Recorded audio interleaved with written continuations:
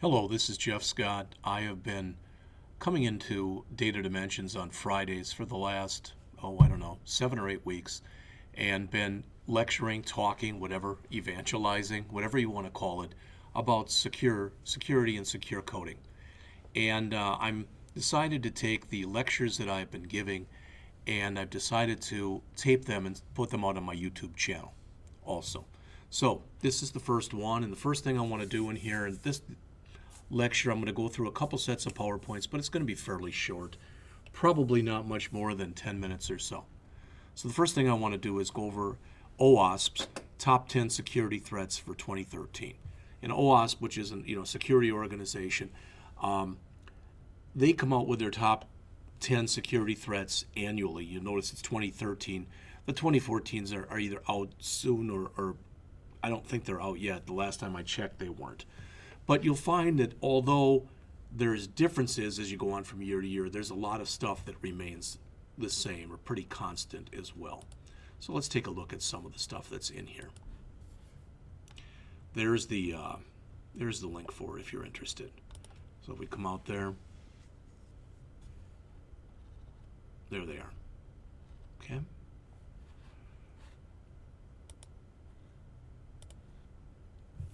All right, first are injections. Notice, injection flaws occur when untrusted data is sent to an interpreter. So somehow the interpreter gets tricked into executing unintended commands. An example of this is, for example, SQL injection. All right, where you put extra things onto an SQL command that allow you to remove tables, modify tables, look at tables, whatever it happens to be. All right, but it's an attacker getting in and doing things to a system that they don't have the rights or permissions to do.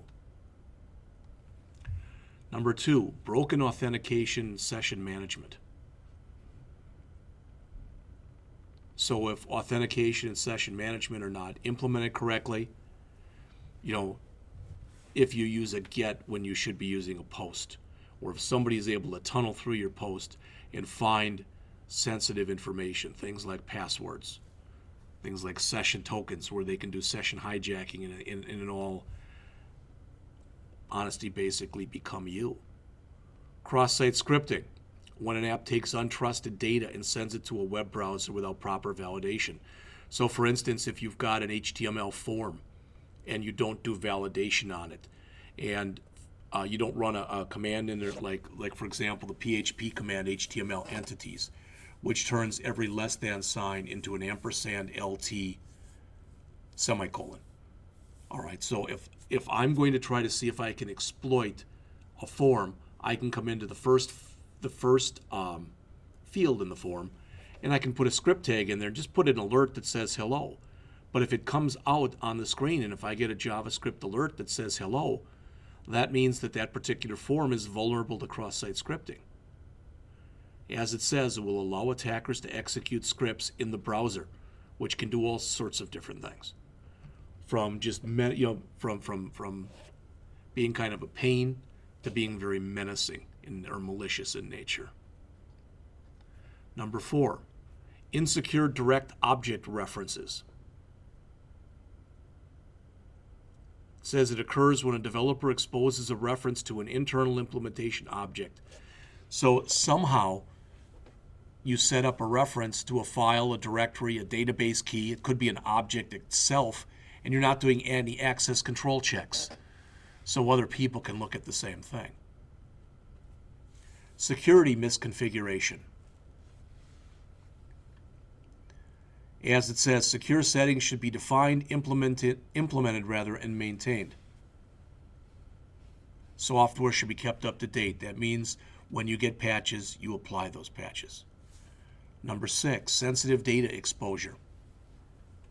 I remember quite a few years ago, and Doug knows this better than I do, but annually we went out to Eau Claire for a meeting of all the information technology instructors in the state of Wisconsin. And there's a guy there named Joe from Northwest Technical College in Green Bay who loved to get up there and, for lack of better words, perform. And showed one day how he could go in and stuff that was basically left out on the system. He got out there, and literally there were hundreds of credit cards, numbers, names, addresses, etc. that had been exposed out there.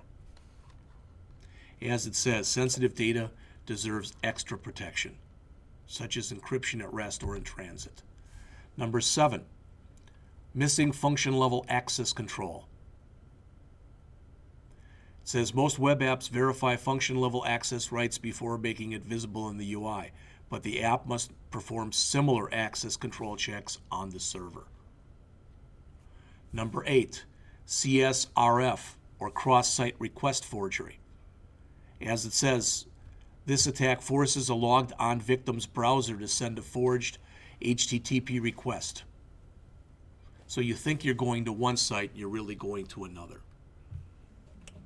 Number 9, using components with known vulnerabilities. Libraries, frameworks, etc.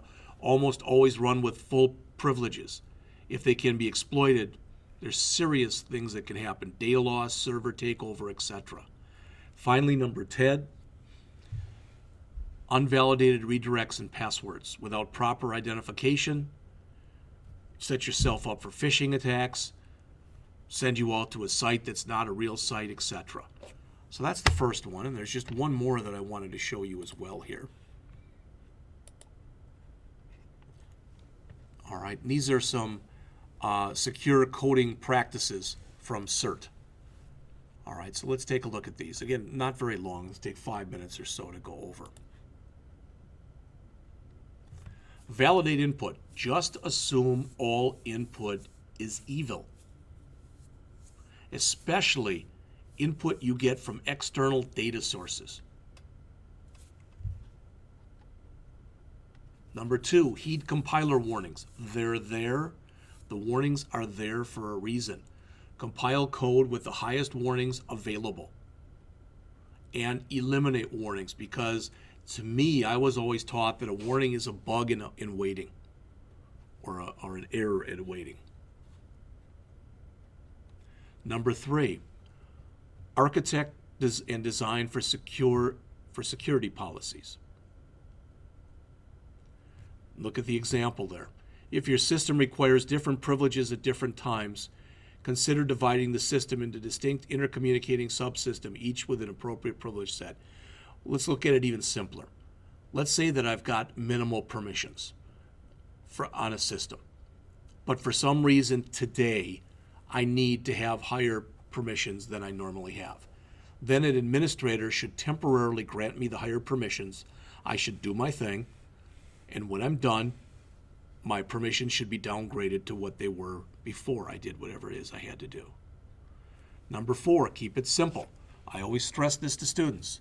Keep your stuff as simple as possible. Complex designs increase the likelihood that errors will be made in the implementation, configuration, and use. Default deny. By default, deny access. Adhere to the principle of least privilege, which we'll start talking about shortly, but we'll kind of harp on again and again and again. Every process should execute with the least set of privileges necessary to complete their job. Sanitize data sent to other systems.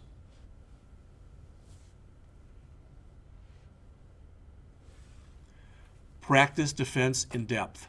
Again, as it says, manage risk with multiple defensive strategies. Use effective quality assurance techniques.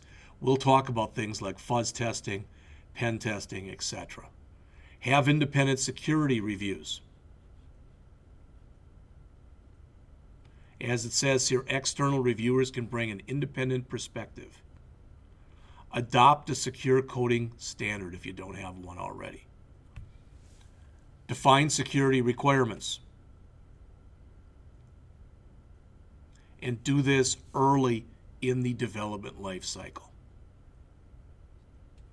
Model threats. Again, we're going to have a whole section on threat modeling. As it says there, we use that to anticipate the threats, to which the software will be subjected. We want to identify assets. We want to come up with threat mitigation strategies, etc.